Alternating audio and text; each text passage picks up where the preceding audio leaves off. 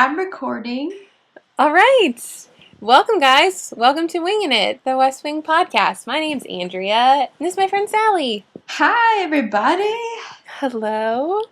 And we will be your audio tour guides for the next, I don't know, this little jaunt as we discuss Season 3, Episode 3. Lots of threes going on. So excited. Ways and means. I am excited, actually. This is a good episode. Oh, let's talk about ways and means. Let's talk about it. Should we sing? Yes, we should. Yep. Da da da da da da da da da.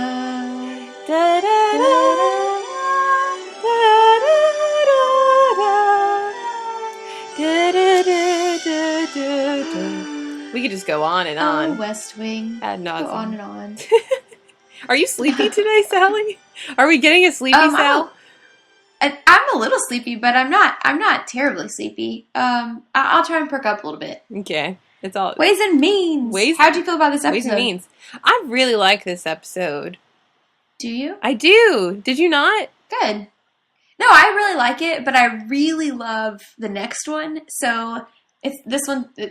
I do really love it, but I really love the next one. So this one sort of gets undershadowed. It's that whole thing of like, even the, well, no, not because I was going to say even the not as good episodes of West Wing are still great, but this doesn't qualify as that. But in comparison to the really, really great ones, it's like the West Wing sets its own bar too high. Yeah, it's, you totally have to grade on a curve. Yeah, like this episode's so good, but I love the next episode, so. Yeah, there's a lot of good stuff. There's somebody said on Twitter, I think, that the first couple episodes of Season 3 are their favorite, even though we kept raving on about the end of Season 2. But these have been some pretty strong episodes. The first episode of Season 3 and Isaac and Ishmael aside. So I guess the second episode and then the third are pretty strong. Mm-hmm. Are really great. Mm-hmm. Yeah, I agree. And the next one. Yeah, indeed. So, should we TikTok? Yes, TikTok on the clock. I haven't sung that in a while. You haven't? I'm surprised. I know. I'm let down. TikTok. What happens in this episode? So, TikTok. Well, we've basically already all found out about the MS. So that's good. We've gotten past that. But now we are dealing with subpoenas. The subpoenas are being handed down, and everybody's getting ready for that. It's a big deal. Dun, dun, and dun. What are the other major things that happen? Subpoenas are coming. Ainsley Hayes is here for a second. Yay! What else? Oh, well, CJ has some good moments. It all sort of revolves around the subpoenas. Yeah, pretty much. I mean, really? So in that process, CJ decides that they need a better not a better prosecutor, but because the prosecutor is he's a good guy, he's kind of likable, that she decides that they need to have a better enemy. And so she tries to spin the story so that it will result in the U.S. House of Representatives being the new prosecutor. So it's kind of, she's going through back channels, if you will. Mm-hmm. I love it. That's most of what happens. It's a lot of what happens. Donna gets a date, which I had completely forgotten about. And as soon as the episode started, I remembered. But, yeah, Donna goes on a date with a dude. Oh. Yeah. That's why I knew I remember liking this episode and that I've seen it multiple times. Because there are good Josh and Donna moments, but there's also just good Donna moments, like, in general. Yeah. So. Agreed. I'm a fan. Yeah, totally. I'm a fan of it. Totally. In fact, should we go to the clip right now? Sure, yeah, let's do it. It's a good opening. So, yeah, it is a good opening. It's the opening after the title series in the episode. Yeah.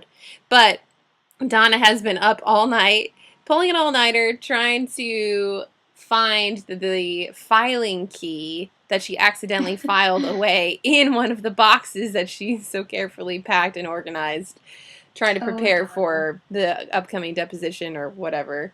Yeah, poor Donna. She's just real tired, and it's hilarious. She's just gone off her rocker, and Josh comes in the morning, and he's trying to figure out what's going on with her, and she's coming unspooled, as he says. So here, you can enjoy a little clip of this.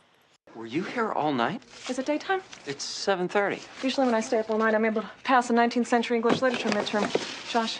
Yeah? I'm not gonna have to take a 19th century English literature midterm, am I? No. Because in one of these boxes are memos and handwritten notes pertaining to the President's 100,000 New Teachers Initiative, since it's a major policy initiative launched right after a suspected MS attack. Can I ask you something? I had a plan.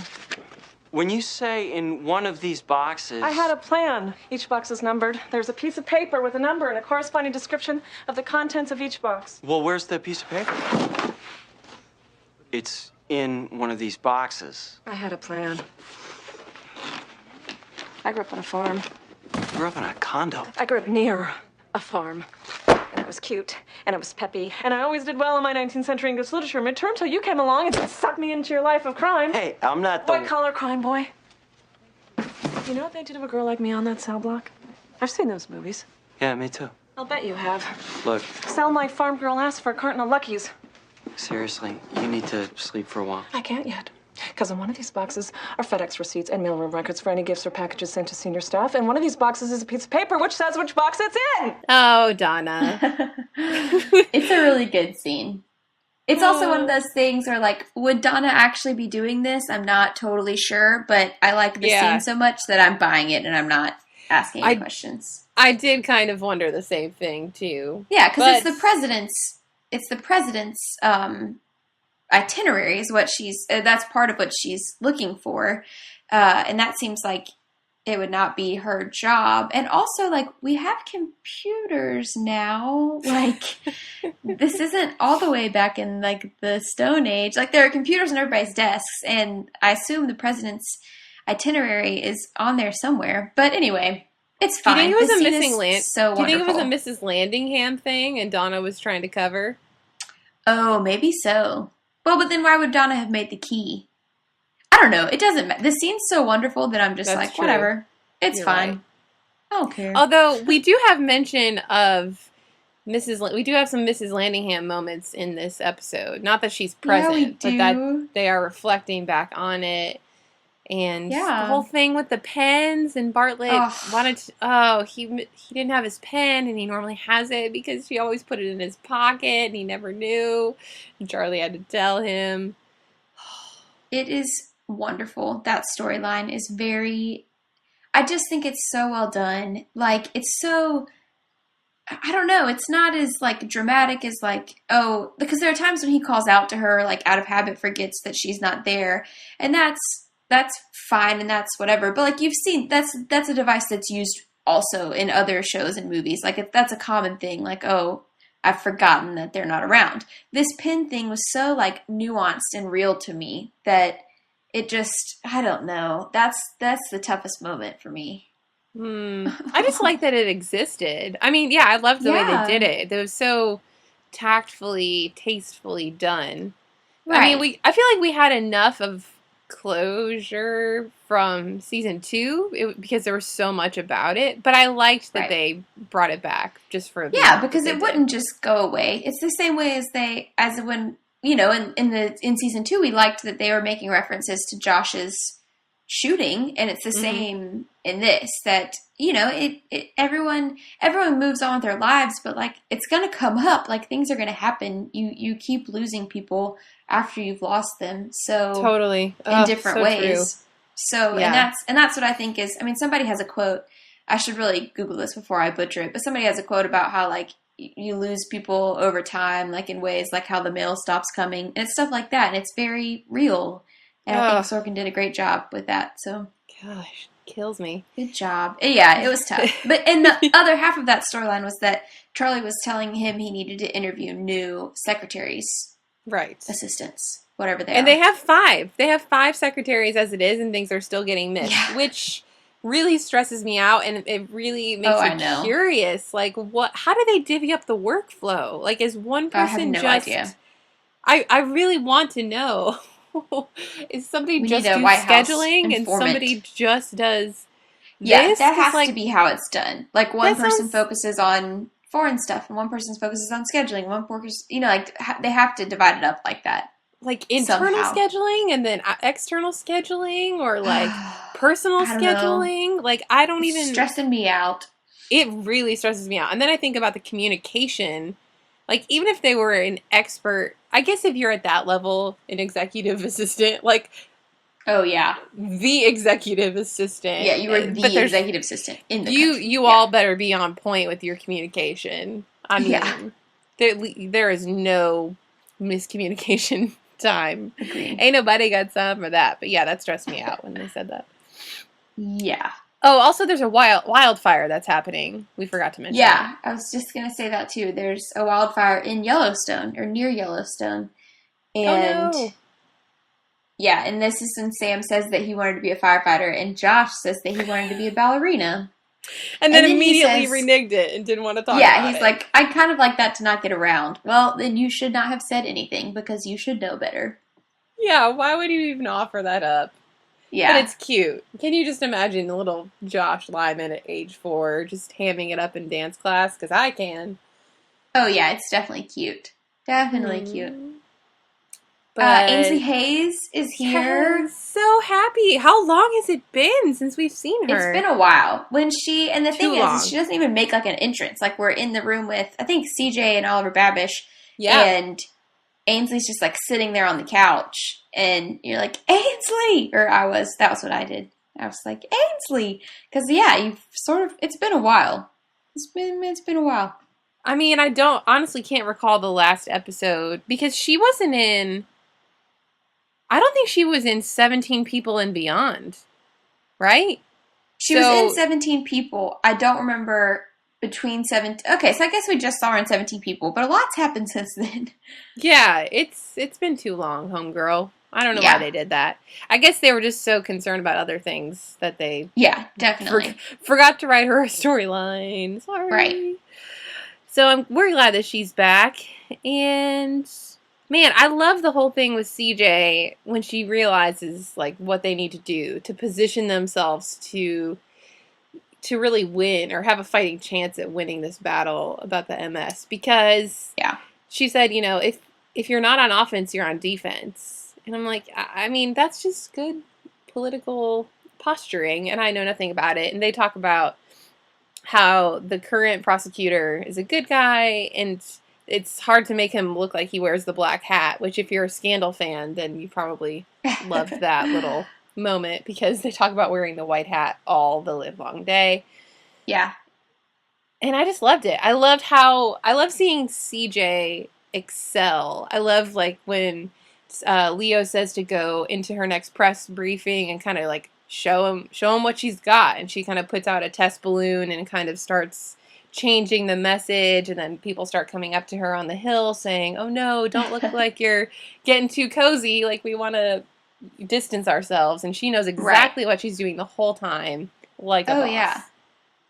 Yeah, I loved it, because we also just had CJ having a hard time. Like in the Manchester episode, she was like ready to go, so it's awesome to see her sort of get her fire back, especially...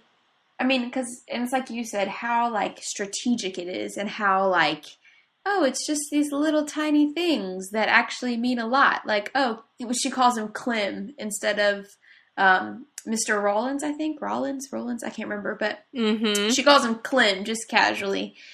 And it's so fun to watch it be so subtle and so, like, I mean, it's just such a game. And I love it. She does great at it. And there's a little moment where Leo, like, smiles and nods and sort of gives her a little, like, nod of approval.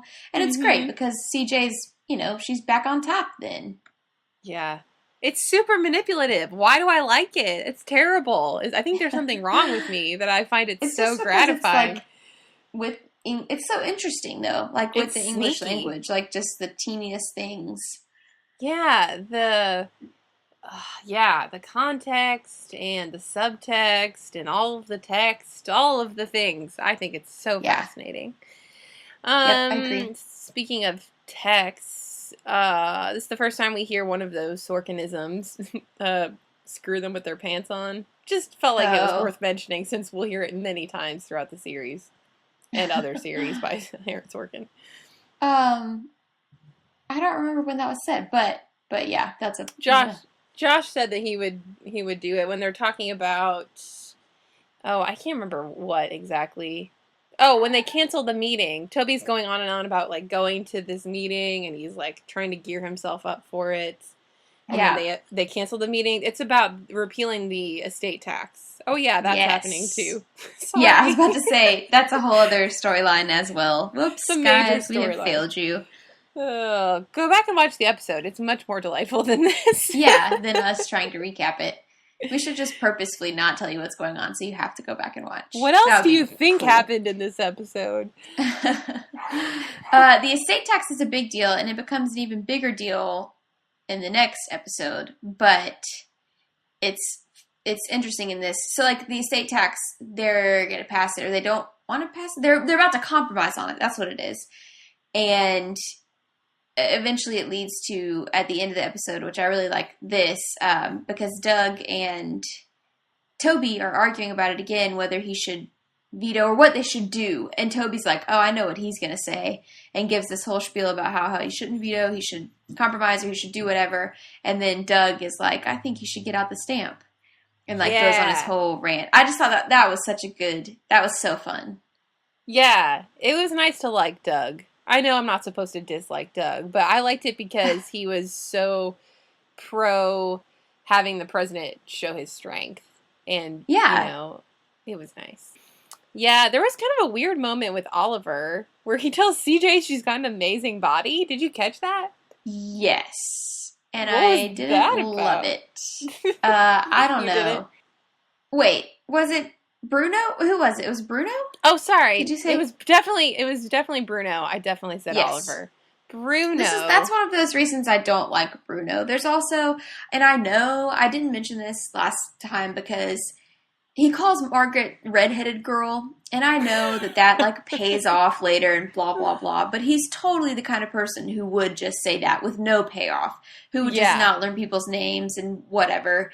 And that's just the kind of thing I don't like about him. And it's the same with this, man, you've got a killer body, you know that? I don't even remember how CJ responds, but I was just, because I was just so like, blech. She said like, I know, or something. Yeah, so like she can go and take it in stride. And I feel like I could do that too. Like, I feel like in that moment, I would probably say the same thing, especially because she's, well, A, because it's true, but B, because she's kind of like, she's got her groove back, you know? But just the fact that he said it at all was a little bit out of left field. I didn't like that. Or a little forward. Like, you're not Toby. Stop.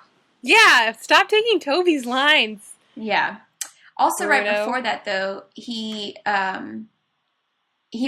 Bruno wants one of his people in a meeting with Sam and Victor Campos. Yes. And because Victor Campos is like, they use the term dating Buckland instead of supporting the president. Victor Campos is a bigwig in California, or he's not even, they don't really know why, but he carries a lot of weight in California. And he went to somewhere in the middle of nowhere. Yeah, a basketball game. Indiana or somewhere with Victor Campos and, with Buckland. And they're really worried about this. And Sam's going to go to a meeting. And Bruno wants one of his people in the meeting. And he has a line where he says it's time to differentiate between the White House and the campaign. And I just really like that. And I like that dynamic that they're bringing in. And I liked it in the last couple episodes with Doug and Connie coming in fresh-faced and sort of battling our people. And, like, they're on the same team, but they aren't on the same team. I think it's kind of fun. They have to listen to it with different ears. You know, like the White House has to hear it for how's it going to play now, but the other guys got to be thinking down the field. Well, and like, don't the White House, like Josh and Toby and Sam and CJ still need to be doing their job during the campaign, sort of. You know, like somebody's got to be doing something. I'm not entirely sure how that all works, which I think would be interesting. But when we watch it, they seem to like pick up and go on the campaign trail, and they're running the country at the same time. But it just feels like, I don't know, I liked that line because it was like, yeah, we have to have campaign people and then we have to have White House people. Yeah, because you can't imagine trying to do your job, your like more than full-time job, and then also trying to run a re-election campaign. I mean, obviously it feeds directly into it. So like what they do now will directly affect their positioning for the next move. It's all a big game of chess. It's just that the chess, it's like a mobile game of chess. So you like need one person doing one thing and one team of people doing another. So gosh, I would love to be a fly on the wall in there. It'd be so fun. There's just a lot of good banter, even with Connie and Sam, where she's really trying to tell him, like, you know, you should let me into this meeting. I have a brilliant political mind. I went to Oxford, okay? It's in England. And Sam's like, England's in Europe, right? Just good. Good Sam moments. Yeah, good banter. Ainsley walks up to Sam at one point and says, you need a haircut, to which she says, shouldn't you be someplace keeping me out of jail? And she's like, I'm taking a break. And that was cute. They're the cutest. I want them to be married in my head later down the road. There's got to be a fanfic about that somewhere, for sure. Oh, absolutely. I didn't write it. It's not on my Zynga, I promise. Right after that, more banter is, not even banter, but CJ and Ainsley. This is a funny ongoing in this episode, talking about, like, the Republicans being in a club. Yeah, like, having a in handshake. the beginning of the episode, CJ was like, what do you Republicans say about him? And Ainsley's like, well, we don't all hang out at a little club. And then she's coaching Ainsley on, like, how to leak this thing to the reporter, or to, like, put it in the reporter's head.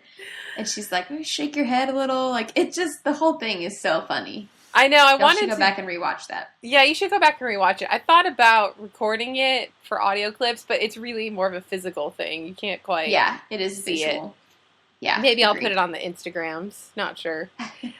But, yeah, we just love Ainsley. I mean, I don't know how many times we can say it.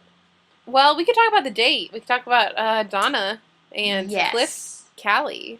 I always want to say Callie. Let's talk about the date. Yes. First of all, I mean, I love that Ainsley comes to Donna to set this up in the first place.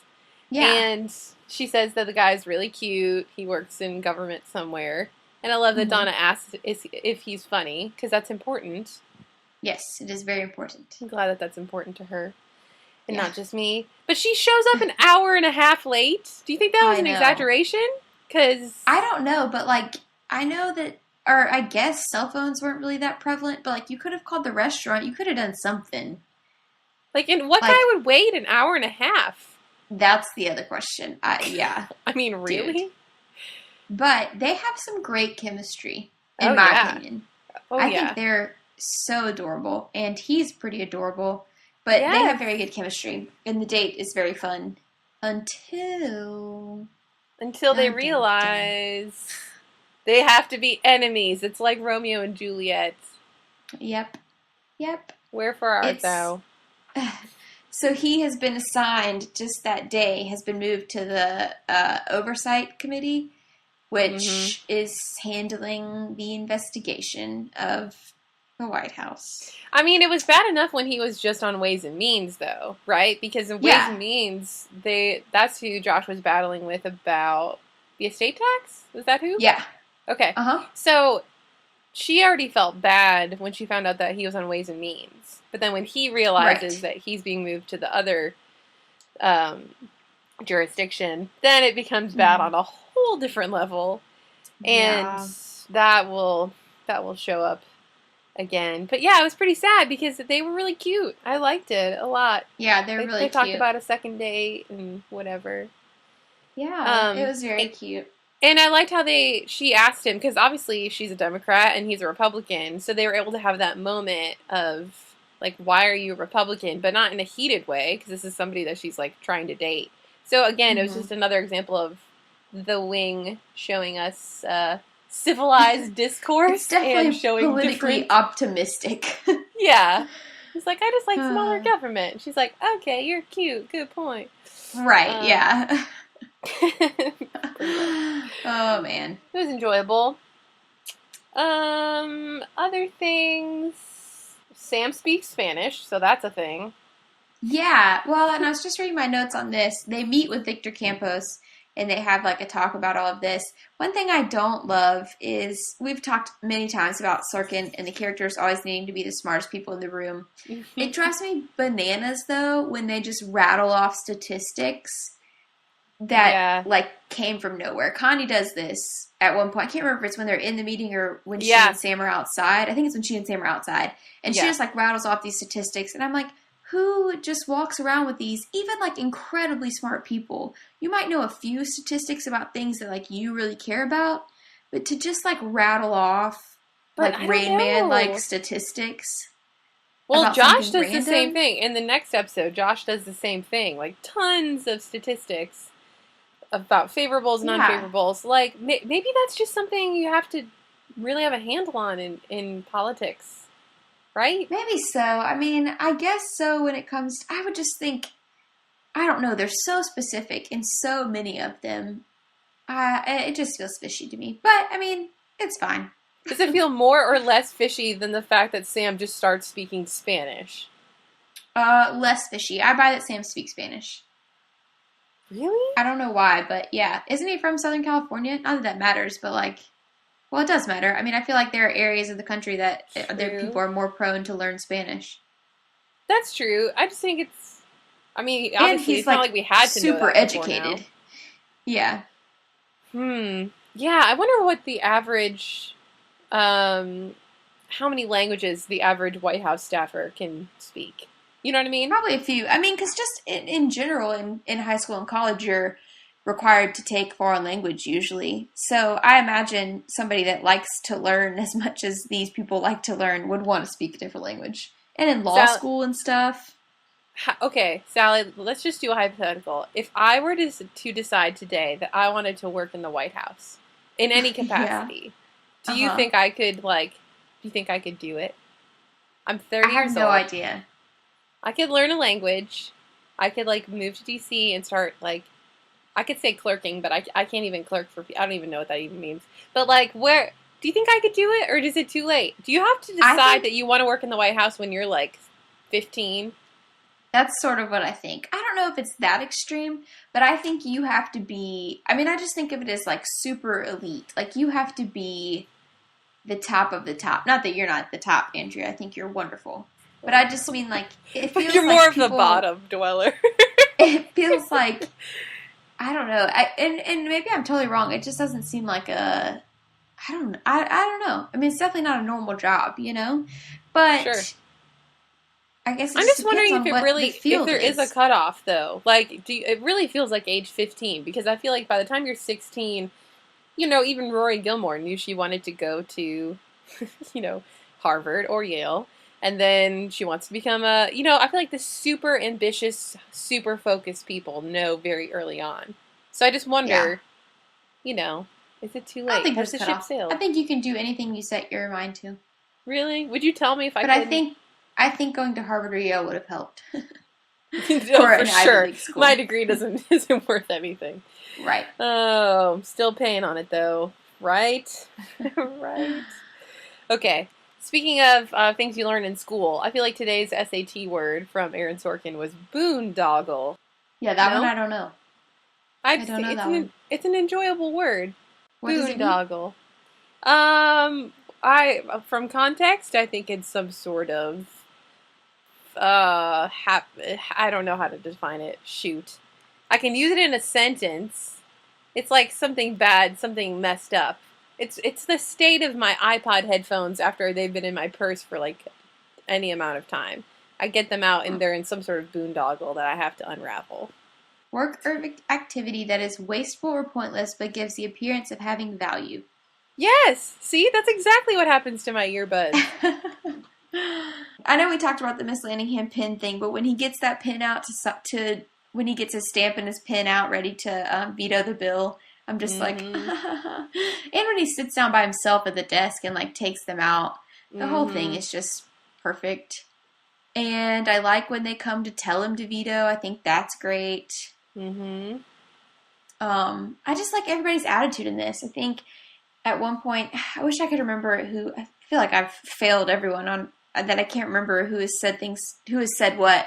But somebody says, I don't know on how many fronts we can fight a war. Josh. And somebody Josh said that. Yeah.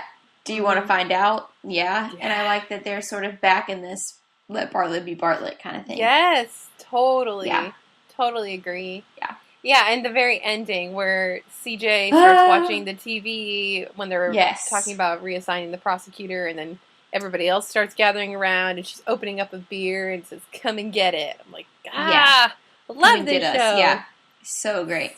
So good. So that's the perfect end. I really love that. I just love, like I just said, that let Bartlett be Bartlett. It's that same kind of attitude of like, let's just do it. Bring it on. The only other thing I have to mention in this is when they're at the very beginning, when they're reading the grand jury subpoena list, Josh isn't given a middle name, if I'm not mistaken. And I'm pretty sure I'm not, because I noticed it and was like, that's weird. It was just Joshua Lyman. Really? I'm pretty sure. Joshua. Because I know they said Toby's. Instead of, and then when they said Toby's, they said Tobias instead of Toby, Or no, they said Toby instead of Tobias. Sorry. Misspoke there. I'm pretty sure that Leo Thomas McGarry. They did say Leo, but maybe Josh doesn't have a middle name. Are you rewatching now? No, I'm just recalling from my memory.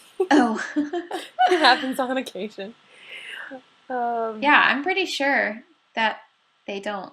So that's dumb. That's dumb. Oh, one other thing that I liked about Donna's date is that she shows up an hour and a half late, obviously, and she says, "I normally look better than this. I mean, I can look good." And that's how I feel on tour all the time. I feel like I meet people while I'm on the road, and I'm just like, I apologize. This is not Andrea. This is not how I look. 100%. But it was cute, though, because then he's like, I have no problem believing that. And I was like, oh, Donna, you found a winner. Good job. Good job, Ainsley, really. They're very, very, good job, Ainsley. They're very cute together. I looked it up again, and it says Leo Thomas McGarry, Joshua Lyman, Claudia Jean Craig, Samuel Norman Seaborn, and Toby Zachary Ziegler. How did nobody notice that they didn't give Josh a middle name? Yeah. Well, strange. You know what? He was still able to flesh out a full person without it. So way to go, Bradley Whitford. We should just give him the MVP for that. Oh. MVP. Who do you actually pick? Well, CJ. Yeah. CJ for this one. Okay. I think that's fair. I'm going to pick CJ too. She's done a couple MVPs in the past 10 episodes or so. So that's nice. She has. Yep. And who will win it in the next one? I don't know. Let's find out. Do you have anything else to share, Sally? Nope, that's it for me. I'm excited for the next episode. Yes! If you guys have thoughts or feelings, you can send them to us in electronic mail. We are at TheWestWingPodcast@gmail.com. We also get messages on the Facebooks and Twitter and on Instagram at Wingin It Pod.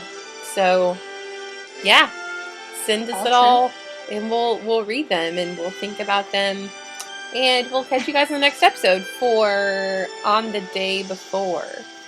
Yep. Dun, dun, dun. All right. See you later. All right. Bye, guys. Bye.